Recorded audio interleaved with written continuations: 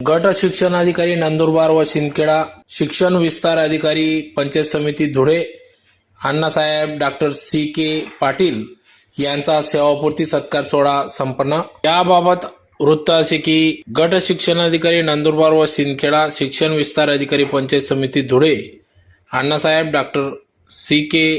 पाटील यांचा सेवापूर्ती सत्कार सोहळा आज धुळे शहरातील श्री लॉन्स या ठिकाणी पार पडला। यावेळी कार्यक्रमाच्या सुरुवातीला माता सरस्वती पूजन, आईवडिलांच्या स्मृतीस पुष्प अर्पण करून अभिवादन करण्यात आले। तदनंतर दीप प्रज्वलन करून कार्यक्रमास सुरुवात करण्यात आली। या कार्यक्रमाप्रसंगी या ठिकाणी नाशिक विभागीय मंडळ अध्यक्ष डॉक्टर सुभाष बोरसे, उपसंचालक पुणे मोहन देसले, प्राथमिक माध्यमिक शिक्षण अधिकारी डॉक्टर मनीष पवार, जळगाव जिल्हा परिषद उपमुख्य कार्यकारी अधिकारी हेमंत बदाने, डॉक्टर जे.एस. पाटील, माजी सभापती पंकज कदम, माजी सभापती संजीवनीताई सिसोदे, शिंदखेडा बीडीओ नेतनराव साहेब, प्रभाकर आबा पाटील, वालखेडा माजी सरपंच किशोर पाटील, छोटू पाटील आदी सर्व विविध पक्ष संघटनांचे पदाधिकारी, शिक्षक संघटना, सामाजिक कार्यकर्ते या ठिकाणी मोठ्या संख्येने उपस्थित होते। तर अण्णासाहेब डॉक्टर सी.के. पाटील यांनी अतिशय हालाखीच्या परिस्थितीतून या ठिकाणी आपले शिक्षण केले। शिक्षण क्षेत्रात ते कार्यरत झाले। त्यांचे शिक्षण डी.एड, एम.ए. बी.एड, पी.एच.डी झाले असून 7 फेब्रुवारी 1989 साली या वर्षात ते शिक्षण क्षेत्रात नोकरी व्यवसायात कार्यरत झाले। प्राथमिक शिक्षक म्हणून अक्कलकुवा जिल्हा परिषद शाळा, त्यानंतर 1992 साली वेल्लाणे येथे 3 वर्ष, तदनंतर दलवाडे येथे 4 वर्ष, फागणे येथे देखील कन्या सरस्वती विद्यालयात ते कार्यरत होते। त्यानंतर 2007 साली अक्कलकुवा पंचायत समिती या ठिकाणी ते शिक्षण विस्तार अधिकारी या पदावर रुजू झाले। 2007 ते 2014 पर्यंत अक्कलकुवा, 2014 ते 2019 पंचायत समिती नंदुरबार येथे गट शिक्षण अधिकारी म्हणून कार्यभार सांभाळला। त्यानंतर शिंदखेडा पंचायत समिती येथे 2019 ते 2025 गट शिक्षण अधिकारी पदभार सांभाळला। त्यानंतर 2025 ते 2026 या वर्षात पंचायत समिती धुळे येथे आज ते सेवानिवृत्त झाले। एकूण 34 वर्ष प्रदीर्घ सेवेनंतर ते सेवानिवृत्त झाले। त्यांचा धुळे शिंदखेडा तालुक्यासह अक्कलकुवा तालुक्या अतिशय उत्कृष्टपणे शिक्षण क्षेत्रात त्यांनी आपले कार्य बजावले। अनेक शिक्षण क्षेत्रात असल्याने या ठिकाणी अनेक विद्यार्थी त्यांनी घडविले। त्यांचा आज सेवापूर्ती सत्कार सोहळा 17 मे 2026 रोजी या ठिकाणी अतिशय उत्साहात पार पडला। त्यांना 2 मुलं असून अतिशय उच्च शिक्षित असून अनेक विद्यार्थ्यांना त्यांनी घडविले। त्यांचा आज सेवापूर्ती सत्कार सोहळा अतिशय उत्साहात पार पडला। यावेळी अनेक मान्यवर पदाधिकारी यांनी त्यांच्या पुढील भावी वाटचालीस शुभेच्छा दिल्या। तर यावेळी शिक्षक संघटनांचे प्रतिनिधी, पदाधिकारी, शिक्षक, शिक्षकेतर कर्मचारी, नातलग, आप्तेष्ट, मित्रपरिवार या ठिकाणी उपस्थित होते। तर समाजाचे आपण काही देणे लागते म्हणून या ठिकाणी अण्णासाहेब डॉक्टर सी.के. पाटील यांनी त्यांच्या गावातीलच विद्यार्थ्यांना शिक्षणाबरोबरच खेळाचे महत्त्व कळावे या उदात्त हेतूने या ठिकाणी स्पोर्ट ड्रेस या ठिकाणी वाटप केले। तर त्याचबरोबर भजनी मंडळ येथे विद्यार्थ्यांना त्यांनी स्पोर्ट किट या ठिकाणी वाटप केल्या। असे सत्कारार्थी अण्णासाहेब डॉक्टर सी.के. पाटील यांच्या कार्याचे देखील या ठिकाणी कौतुक करण्यात आले।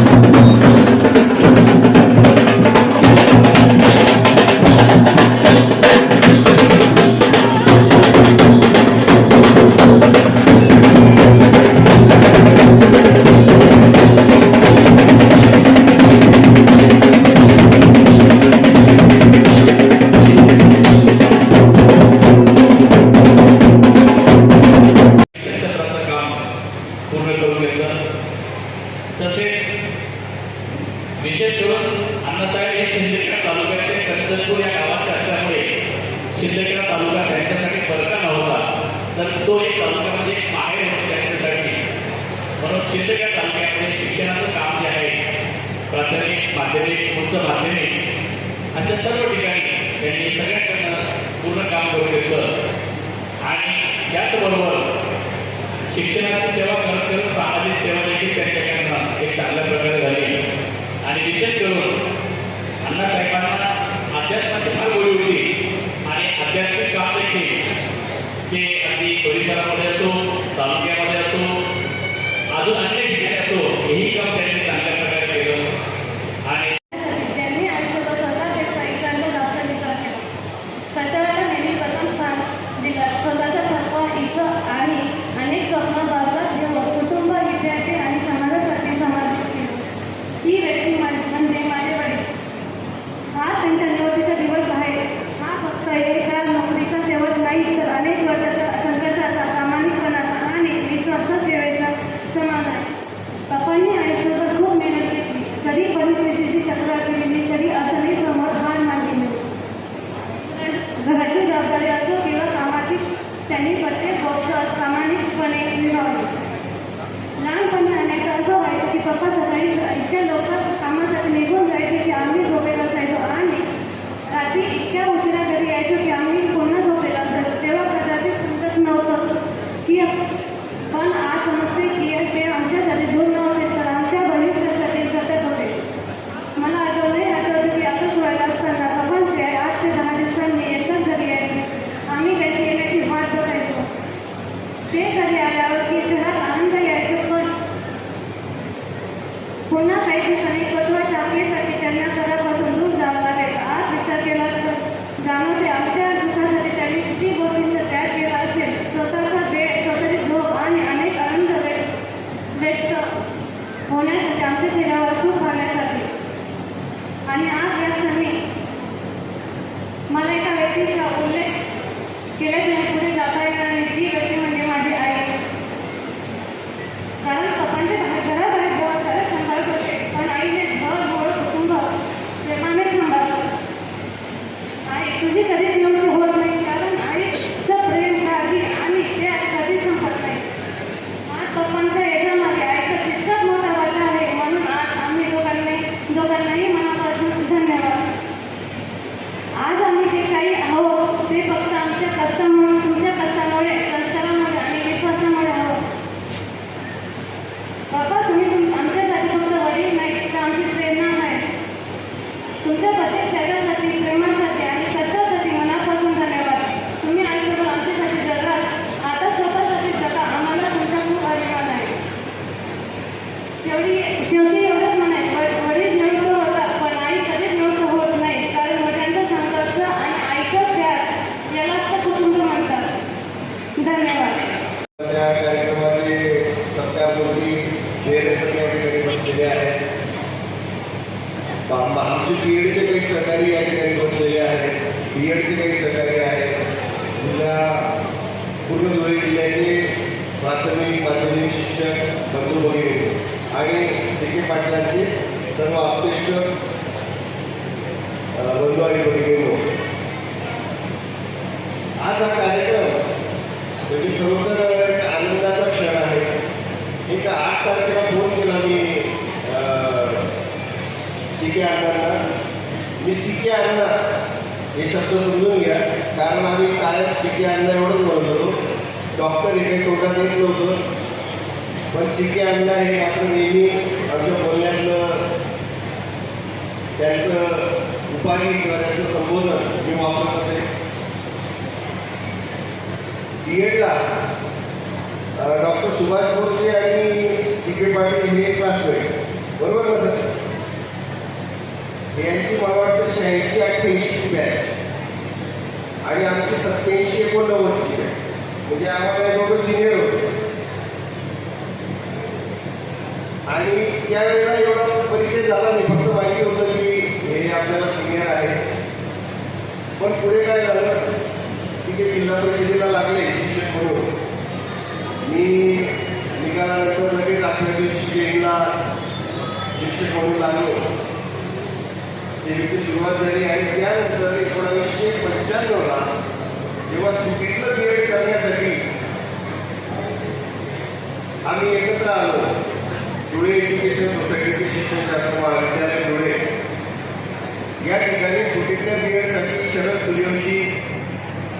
अरविंद पाटील, तुमचं गाव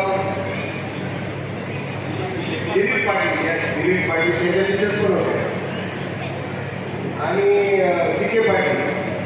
अजून कोणी आहे का आपण BEd झालेले? आम्ही सगळे BEdला एकत्र आलो आणि मग त्यावेळेला तिथून मग घरी दाट अशा मैत्रीला सुरुवात झाली. त्यांनी मेथड घेतली होती गणित आणि इंग्लिश. BEdला मेथड काय होती? गणित आणि इंग्लिश. आता बरेचसे आपल्याला BEd झालेले असतील तर शक्यतो 8 सेटचे मेथड असतात, हिंदी इतिहास, मराठी इतिहास. पण यांची आपलातून अशी मेथड होती गणित आणि इंग्लिश. त्यामुळे टाइम टेबल किंवा पाठाचं नियोजन बसवतानाही त्या प्राध्यापकाला प्रॉब्लेम यायचा, कारण 8 साईडवाले वेगळे काढले तर हे इंग्लिश याचा राहून जायचा, आणि जर सायन्सवाल्यांमध्ये काढलं तर याचा गणित राहून जायचा. तेव्हापासून हे असं आगळं वेगळं व्यक्तिमत्व. आणि नंतर मला वाटतं DPEP मध्ये आमच्या CK अण्णांना हे पैलू पडले, बरोबर आहे. DPEPच्या कार्यक्रमामध्ये CK अण्णांची जी काही खरी प्रतिभा होती, त्याची जी बुद्धिमत्तेची चुरूक होती ती त्यांनी त्यावेळी दाखवली. आणि त्यावेळी रणधीर साहेब असतील, KK वळवी साहेब असतील, यांनी त्यांच्यातला एक प्रशासक किंवा उत्तम असा संघटन घेरला आणि त्यांना संधी दिली, आणि बऱ्याचशा त्या विभागाचं काम त्यावेळी CK अण्णा करत होते.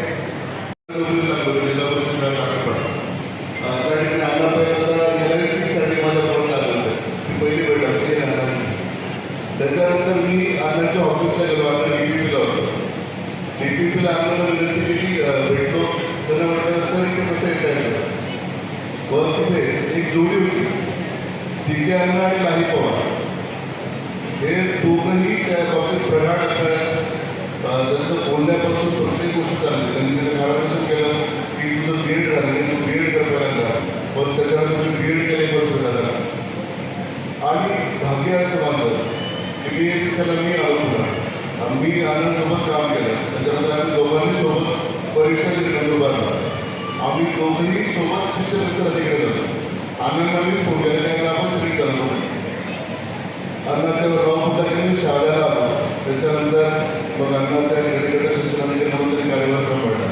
आंतरजिल्हा बदलले पुन्हा धुळ्यात आले, परत सगळ्या शिक्षणाधिकारी पदाचा कार्यभार सांभाळला.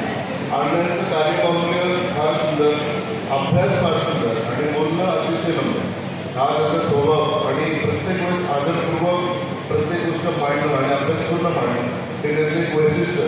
त्यामुळे आता आज विचार झाले की चेहऱ्यावर त्यावर वाटत नाही, आणि ते आता समाजाकडे वळते किंवा समाजाच्या शिक्षणाकडे वळते, अशी त्यांना शुभेच्छा देतो. या ठिकाणी 2 शब्द बोलण्याची प्रथा होती. शाळेत जिल्हा परिषदेच्या शाळेमध्ये, आणि मी पहिलीला असेल तेव्हा 10वीचा निकाल लागलेला होता. आणि 10वीच्या निकालामध्ये कंचनपूरचा एक विद्यार्थी वालखेडा शाळेमध्ये प्रथम आलेला होता. तो विद्यार्थी आदरणीय CK पाटील. त्यावेळेचा कंचनपूर खरं तर एक बेट होतं, फार कोकणातलं गाव आहे कंचनपूर. डोंगरगाव हे जे गाव जर तुम्ही आज गेला तर तुम्हाला त्या आजच्या परिस्थितीचा 30 वर्षापूर्वीच्या परिस्थितीचा अंदाज लावणं कठीण आहे. कारण जे गाव कोपऱ्यात होतं आज ते गाव मैदानात आलेलं आहे. सगळे व्हेकल्स, सगळे वाहन, आंबळे आणि धुळे तालुका जो जोडला गेलेला आहे, त्या जोडण्यामध्ये पांझरा नदीवरचा पूर कंचनपूर गावाजवळून गेल्यामुळे आता थोडंसं दळणवळणाची साधनं वाढल्यामुळे ते खूप सोपं झालं. पण पूर्वी कंचनपूर आणि डोंगरगावला वालखेड्याला आल्याशिवाय पर्याय नसायचा, म्हणून वाघोदा, वालखेडा, कंचनपूर, डोंगरगाव, माझ्यामध्ये वाघाडी, पण वाघाडी, लहान वाघाडी आणि मोठी वाघाडी, या दोन्ही वाघाडीचे विद्यार्थी पण वालखेडा हायस्कूलला यायचे. आदरणीय अण्णासाहेब रणराव पाटील यांनी जी शिक्षणाची त्या ठिकाणी सुविधा उपलब्ध करून दिली होती, त्या सुविधेच्या कारणामुळे ही सगळी 5 ते 6 गावं त्या परिस्थितीत जोडली गेलेली होती. अण्णांचा जर तुम्ही बालपणाचा थोडासा अभ्यास केला तर अत्यंत हालाकीच्या आणि गरिबीच्या परिस्थितीनं शून्यातनं विश्व निर्माण करणारा हा अवलिया आहे. आणि ज्या वेळेला एखादी व्यक्ती शून्यातून आपल्या स्वतःचं अस्तित्व निर्माण करत असते, त्यावेळेला त्यांच्या वडिलांना कदाचित वाटत होतं की माझ्या मुलाने डॉक्टर व्हावं आणि शिक्षक होऊन देखील डॉक्टर होता येतं, हे त्यांनी सिद्ध केलं. आणि एकाच वेळेला ते शिक्षक पण होते आणि अधिकारी पण होते आणि डॉक्टर पण झाले, म्हणजे एकच. शिक्षण खूप आहे. कारण शिक्षण अगदी पुरातन काळापासून बघितलं तर शिक्षण हा समाजाचा शिक्षक आहे. शिक्षण हा समाजाचा शिक्षक आहे आणि म्हणून त्यांना वेगवेगळ्या भाषेत कुणी शिक्षक म्हणतं, कुणी सर म्हणतं, कुठं प्रोफेसर म्हणतात. पण एक शब्द मला आवडतो, मास्तर. मी पण एका मास्तरची मुलगी आहे. मी स्वतः एका मास्टरची मुलगी आहे. मास्तर तो मातेच्या स्तरावर जाऊन मुलांना शिक्षण उलगडून सांगतो, ज्ञान उलगडून देतो, तो मास्तर. मी माझ्या 25 वर्षाच्या जिल्हा परिषदेच्या कार्यकाळामध्ये सर्वात जास्त संबंध आला असेल माझा तो शिक्षण खात्याशी, त्या शिक्षण खात्याशी. आणि त्या खात्यात वसी म्हणून, विस्तार अधिकारी म्हणून CK पाटील यांचा इतका जवळचा संबंध आला आणि त्यांच्या सहचर्याने सुनंदा. खरं म्हणजे CK पाटील शिक्षण क्षेत्रात असूनही विद्यार्थ्यांची, शिक्षकांची, लोकप्रतिनिधींची गच नव्हे तर समाजाच्या प्रतिनिधी इतकं जवळून त्यांचे संबंध आहे. आणि त्यांनी शिक्षक म्हणून आपला काही थोडा न दाखवता जमिनीवर पाय रोवून त्यांनी काम केलं. शिक्षणाने माणूस सर्वांची माफी मागू शकते. शिक्षणाने माणूस साक्षर होतो. शिक्षणाने माणूस साक्षर होतो. पण त्या शिक्षणाला जेव्हा संस्कृतीची जोड मिळते तेव्हाच माणूस सुशिक्षित बनतो, विद्यार्थी सुशिक्षित बनतो. आणि हे सुशिक्षित बनवायचं काम समाजाला करायचं असतं. विद्यार्थी 5 तास शाळेत असतो, 5 तास शाळेत असतो, उरलेले 19 तास समाजामध्ये, घरामध्ये असतो.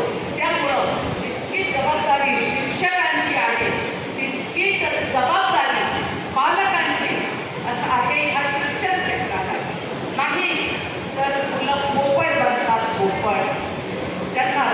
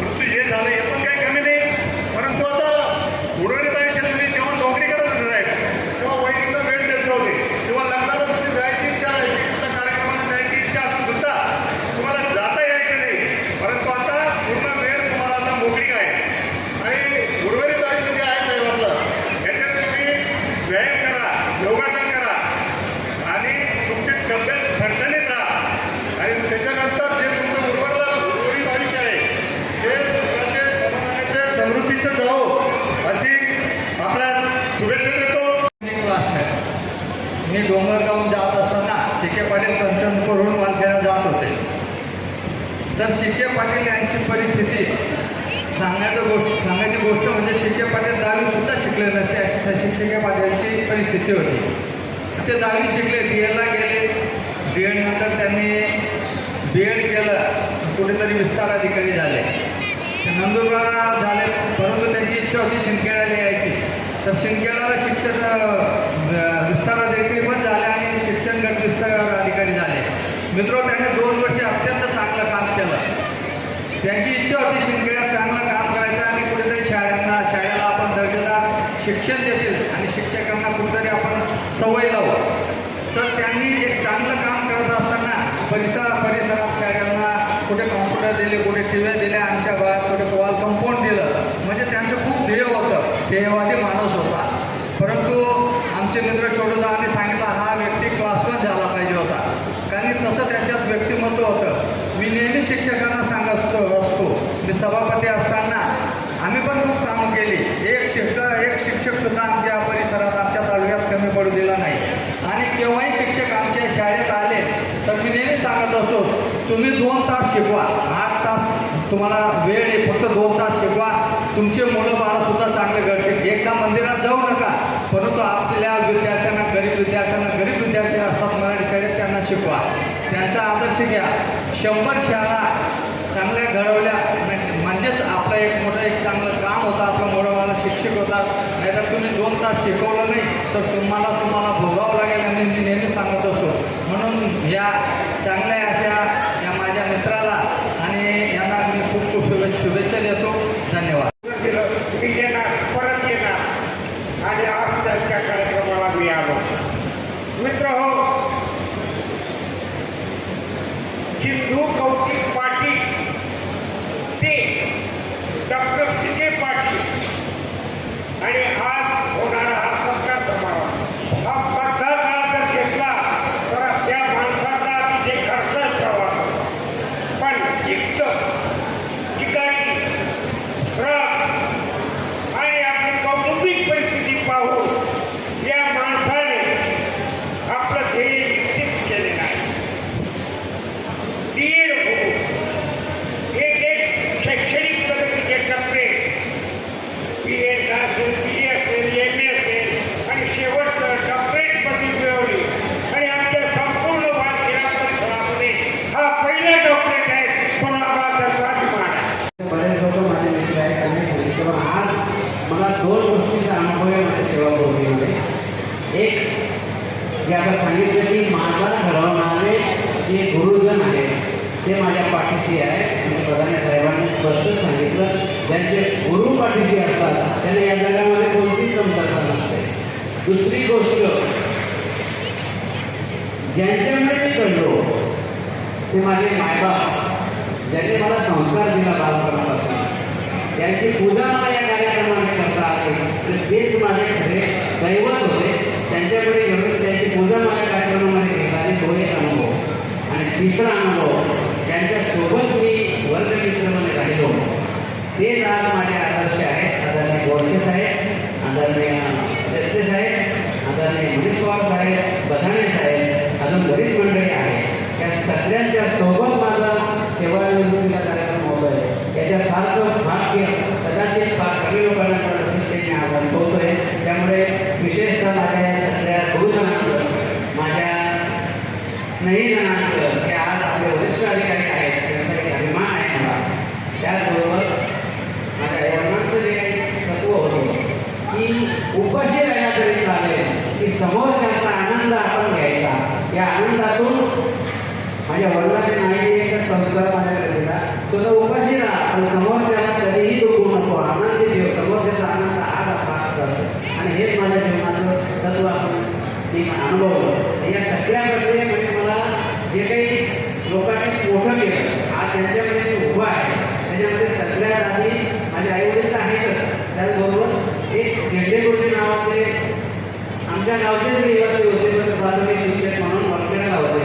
त्याने माझ्या टर्निंग पॉईंट ठरवला, जे आमच्या निवेदक माझे भाषे त्यांनी सांगितलं. ते झेंडेकोटीने सांगितलं, अरे तू हुशार आहे, 10वीला चांगले मार्क मिळालेले आहे, तर तू असे याच्याकडे जाऊ नको, तू असं शिक्षक होते, समाजाचा आदर्श होते. ते झेंडेकोटीचा मला आधी अभिमान. म्हणून गुरु शकतो. गुरुने जर ठरवलं तर तो दगडाला मूर्ती बनवू शकतो आणि ते अनुभव मी घेतलेले आहेत. आणि यानंतर माझे सगळे जे गुरु झाले त्यांचा मला अभिमान आहे. त्याचबरोबर मला सेवेमध्ये शिक्षक असताना, त्याचबरोबर विस्तार अधिकारी असताना, त्याचबरोबर गट शिक्षण अधिकारी असताना या सगळ्या प्रक्रियेमध्ये प्रशासकीय अधिकारी जे पण लाभले त्यांचं खरोखर माझ्या पाठीवर काय त्यांनी शाबासकी दिली. कदाचित ते माझ्या कामाचं मोल असेल का नसेल ते त्यांना माहिती, परंतु त्या सगळ्या प्रशासकीय अधिकाऱ्यांनी खरोखर मला साथ दिली. त्याचबरोबर माझ्या हाताखाली जे काही सोबत काम करत होते त्याच्यात ते कोर्से सुनील कोर्से म्हणून कॉम्प्युटर ऑपरेटर होते. त्या माणसाला थोड्यापासून ओळखत होतो. त्यांनी पूर्ण जिल्ह्याचा आणि तालुक्याचा डाटा साहेबांना पण तो अनुभव आहे आपल्या साहेबांना की आजही त्या माणसाचं जरी कॉम्प्युटर ऑपरेटर होतो परंतु आज माझ्यासाठी खूप मोठी भिस्त होती. त्या माणसाने जिल्ह्याचा नाही अख्ख्या राज्याचा डाटा आम्ही आपल्यासोबत सांगू शकत होतो. अशी काही माणसं मला केली त्यामुळे मी पूर्णपणे चांगलं काम करू शकतो. जे काम माझ्या हातून घडलेलं आहे ते परमेश्वराने गुरुजनांच्या आशीर्वादाने आणि आईवडिलांच्या आशीर्वादाने मी ते केलेलं आहे. ते लोकांनी अनुभवलेलं आहे. त्याला परमेश्वराने माझ्याकडून हे काम करून घेतलं कदाचित त्याचा एक चांगला परिणाम होतो. जगामध्ये जीवन जगताना एक चांगला आनंद जर मिळत असेल तर आपल्या कामाचा मिळतो की नाही मिळतो हा भाग वेगळा. परंतु मला जे काही प्रशासकीय अधिकारी असतील, शिक्षक असतील, सहकारी असतील, गुरुजन असतील यांचा जो अनुभव मिळाला, पदाधिकारी सुद्धा असतील जसं ताईने सांगितलं, असे काही पदाधिकारी माझ्या आयुष्यात आले की स्वतः जिल्हा परिषदेचे सभापती असून सुद्धा मला जेवण बनवून द्यायची आकल दिली आहे. आणि हे अनुभव मला पदोपदी आजही मिळत आहे. म्हणून मी या सगळ्या प्रकारच्या माझ्या शैक्षणिक जीवनापासून प्रशासकीय कामकाज करताना, शिक्षक म्हणून काम करताना सगळ्यांचा जी खरोखर ऋणी आहे. आईवडिलांचं तर हे देवापेक्षाही मोठे आहे, तसे गुरुजन मोठे आहे. आणि या सगळ्या प्रक्रियेमध्ये मला त्यांनी साथ दिली. माझे नातेवाईक सुद्धा आता मला शैक्षणिक प्रवास आता सांगितलं.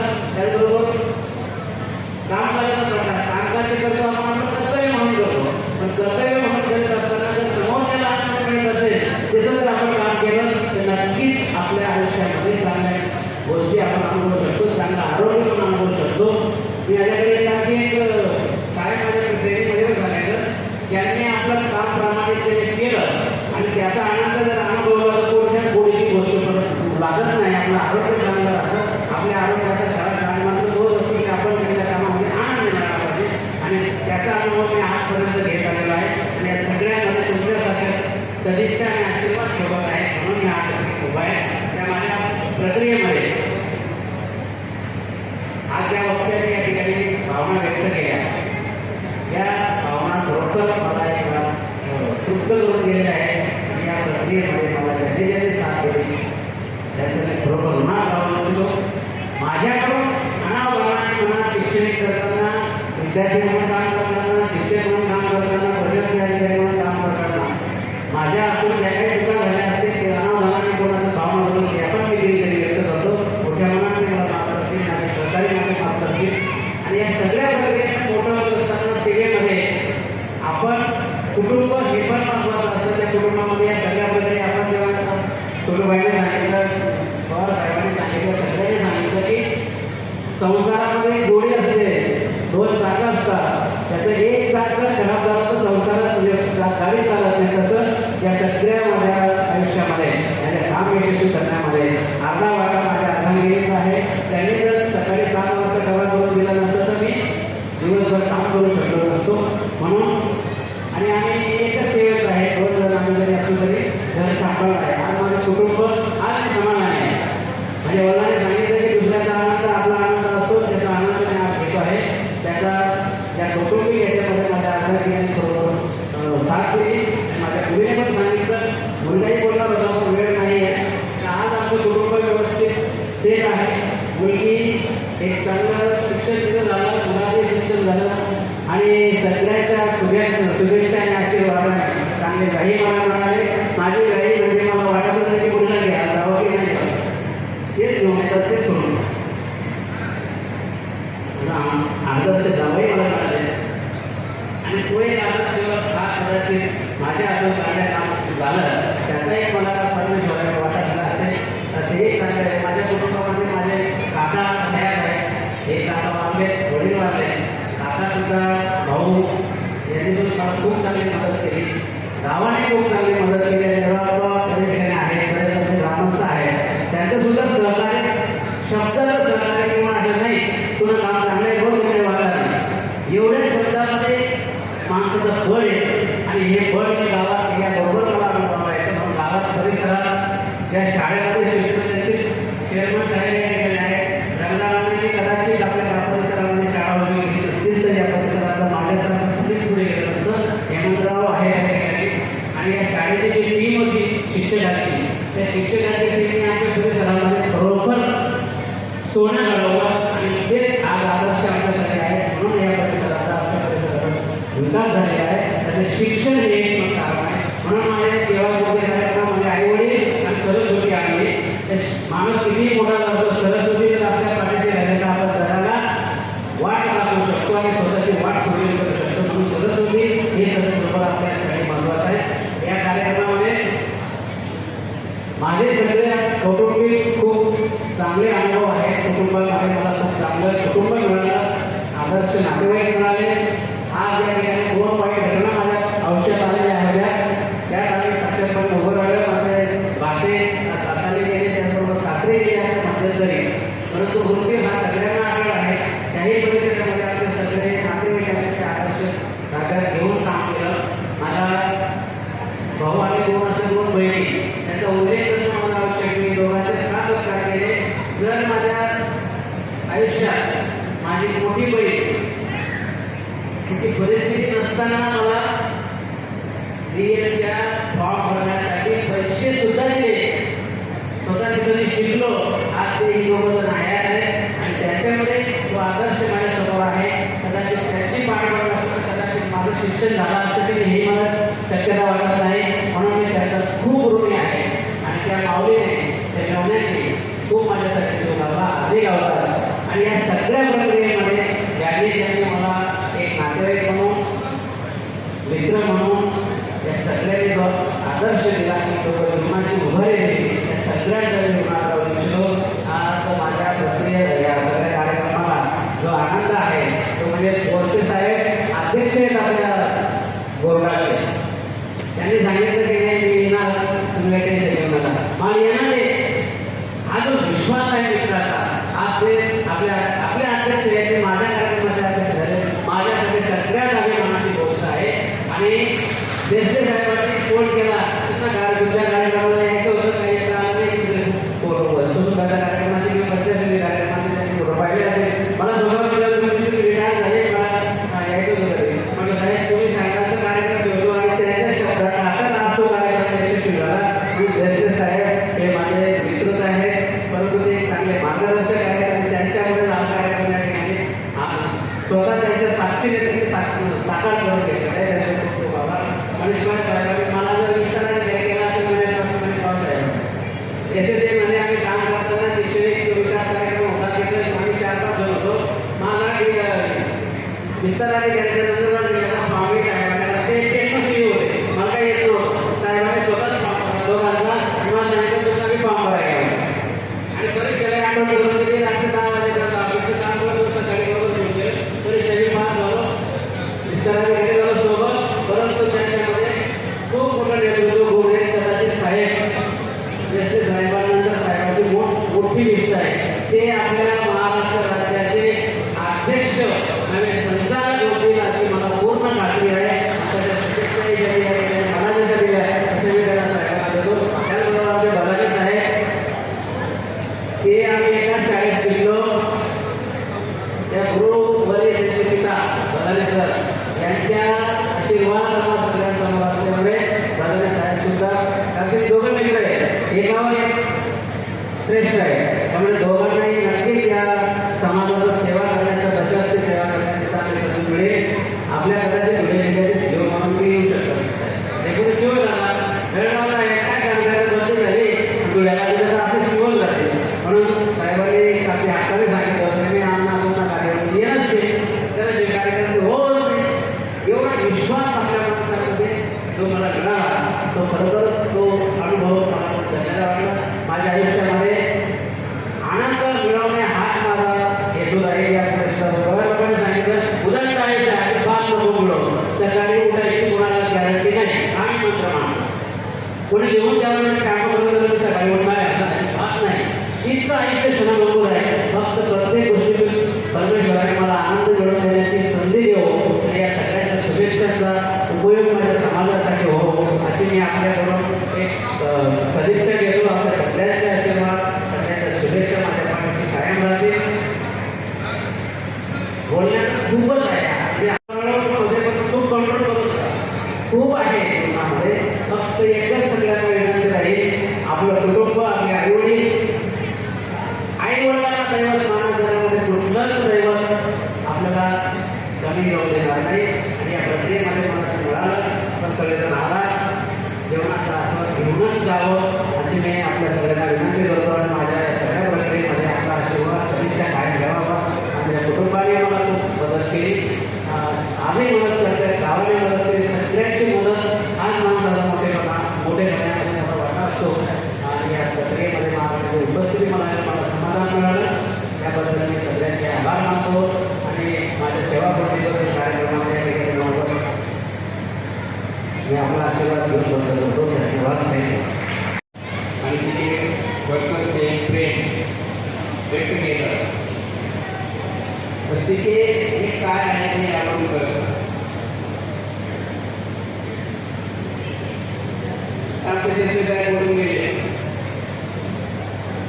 जे अफलातून मानतो त्याच्या तोंडाच्या शब्दाला अफलातून व्यक्तिमत्व. आणि बीएडच्या त्यांनी काही घरामध्ये सांगितल्या, काही आठवणी सांगितल्या. आणि त्या बीएडच्या वाटीवरून सिके काय आहे ते आम्हाला कळलं. पण सिके काय आहे, चिंटू काय आहे हे मला आधीच्या रंगावर चिंटू आम्हाला तिघांना जास्त माहिती. आणि ज्या पोराला बीएडची फी भरायला पैसे नव्हते, आता निवेदन त्यांनी सांगितलं त्यांना तो 8 लाख चुकला, म्हणजे 30 रुपये सांगितले पण तेव्हा 35 रुपये आले. ते 35 असे 23 रुपये प्रवेश फी आणि 12 रुपये ते 5 लाख रुपये काढण्याचे विषय झाले. त्याचे 35 रुपये त्या 35 रुपयामध्ये सर्वांनी मास्तर आला. ताईने सांगितले की मास्तर शब्द खूप छान आहे, खरी गोष्ट आहे. मी साहेब झालो, गावात काही लोक साहेब पण म्हणतात, पण अजूनही काही लोक मास्तरच म्हणतात. तर गावात गेलो तर मास्तर मी हा खाली माझे मन आपोआप त्या शब्दाकडे वळते. आपोआप मी ओळखत नाही, माझी मान आपोआप ते शब्दाचं ते सामर्थ्य आहे. आणि ती सामर्थ्य झोपलेली माणसाच्या सभागृहात आहे. याच्यावर काही सभागृहाचं सामर्थ्य काय आहे हे बाकी सगळे वेगळं सांगायला. खरं तर निवेदनाची दुसरी चूक झाली, सॉरी चूक नाही कारण कौतिक पाटील बोलले तुम्ही. तर ते चिंटू कौतिक पाटील ना, हां ते चिंटू कौतिक पाटील हेच नाव आमच्या परिचित शरदराव आम्हाला पहिल्यापासून. तुम्ही सिके आला म्हणतात पण त्या नावाला कधी म्हटलं नाही. त्यांना सिके नावाने म्हटलं तर सिके बापूच म्हणे, बोलून काय बापूला सिके बापू. आणि शरदराव आमचं जेव्हा बोलणार साहेब तेव्हा बोलतात ना की चिंटू या नावाने बोलायचं असेल तर चिंटू आप्पा म्हणे. चिंटू आप्पा आपलं चिंटू आप्पा काय चाललं, चिंटू आप्पा असं चिंटू आप्पा तसं बरोबर. चिंटू आप्पा काय आपला आपल्याला सगळं सांगतो ते एक आग्रह वेगळं व्यक्तिमत्व आहे की ज्याला कष्ट करायची चिंता आहे, ज्याला जीवनात काहीतरी करायचं आहे, प्रामाणिकपणा जोपासायचं आहे, ती व्यक्ती काय करू शकत नाही याचं उत्तम उदाहरण म्हणजे सिके पाटील. 35 रुपये सुद्धा त्या काळी नव्हते हो. या काळी 35 रुपये नसलेला व्यक्ती पुढे आज कमी राष्ट्र ऑफिसर होतो. आणि आमचे डिप्टी सीओ साहेब त्यांचे सुद्धा ते आदर्श म्हणतात, यांचे आदर्श म्हणतात. याच्यावरून त्या व्यक्तीचं व्यक्तिमत्व किती प्रगल्भ आहे हे लक्षात येतं. खरं तर आम्ही डीएडचे बॅचमेट योगायोगाने नोकरी पण आम्हाला तिकडल्या एकाच शाळेवर मिळाली. म्हणजे आम्ही वेगवेगळ्या तालुक्यामध्ये होतो सुरुवातीला 89ला, परंतु 91-91 दरम्यान सिके बापू योगायोगाने माझ्या त्या चांगल्या वर्गा भूमिकेचा निवेदन गावाला तेव्हा शिक्षक म्हणून झाले. त्यानंतर नेक्स्ट इयरला शरद युनिव्हर्सिटी बदली झाली, त्याच्या पुढच्या वर्षाला माझी बदली झाली.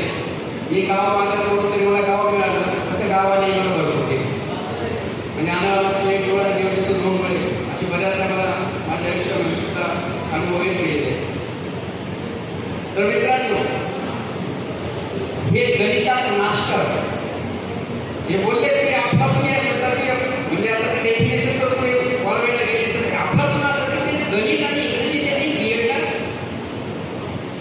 पेपर घेतली. अशी पेपर कोणी घेत नसतं, सहसा घेत नसतं. मी तर म्हणतो यापूर्वी मी ऐकलेलं नाही, त्यांनीच फक्त ऐकलेली होती इंग्लिश आणि गणित म्हणजे सायन्स फॅकल्टीची एक आर्ट्स फॅकल्टी घेतात, तर एक आर्ट्स फॅकल्टीची घेतात किंवा सायन्स फॅकल्टीची घेतात. तर त्याला कारण असं की त्यांच्यात गणितात मास्टरी होती. गणितातले जे इतर म्हणतो ते आजकालचे ते रामानुजम वगैरे म्हणता येत त्यांना आपल्या ग्रामीण भागात अशी त्यांची गणितावर